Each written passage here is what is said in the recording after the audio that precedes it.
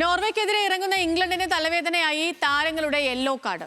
ക്വാർട്ടറിൽ ഇനി card വഴങ്ങുകയാണെങ്കിൽ Bellingham അടക്കം 4 താരങ്ങളെയാണ് മത്സര വിലക്ക് കാത്തിരിക്കുന്നത്. അതേസമയം തന്നെ ജാരൽ ക്വാൻസയുടെ വിലക്ക് 2 മത്സരമാക്കിയതും ഇംഗ്ലണ്ടിന് തിരിച്ചടിയാണ്.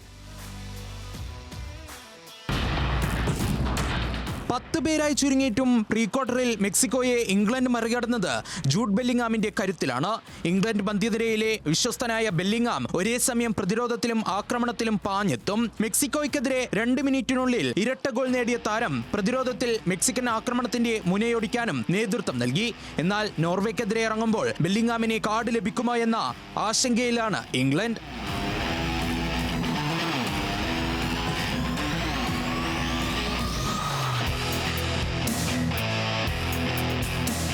ബെല്ലിംഗാം അടക്കം 4 താരങ്ങളാണ് മത്സരവിലക്ക് ഭീഷണിയിലുള്ളത്. ഫിഫയുടെ പുതിയ നിയമപ്രകാരം റൗണ്ട് ഓഫ് 32ലും ക്വാർട്ടറിലും യെല്ലോ കാർഡ് ലഭിച്ചാൽ അടുത്ത മത്സരം നഷ്ടമാകും. ഫൈനൽ നഷ്ടമാകുന്നത് ഒഴിവാക്കാനാണ് ഫിഫ ഗ്രൂപ്പ് സ്റ്റേജിലും റൗണ്ട് ഓഫ് 32ലും പ്രീ ക്വാർട്ടറിലും 2 യെല്ലോ കാർഡിന് വിലക്കെന്ന പുതിയ നയം രൂപീകരിച്ചത്. സെമിയിലെത്തുമ്പോൾ നിലവിൽ ലഭിച്ച യെല്ലോ കാർഡ് റദ്ദാക്കും. എന്നാൽ 2 കാർഡ് ലഭിച്ചാൽ മത്സരത്തിൽ നിന്ന് വിലക്കും.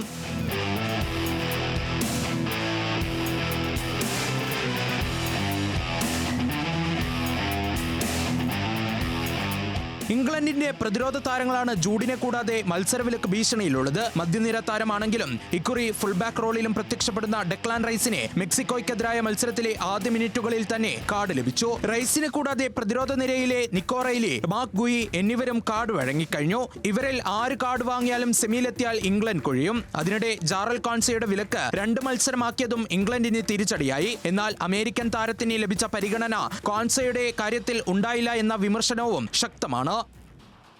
World cup desk, news Malayalam.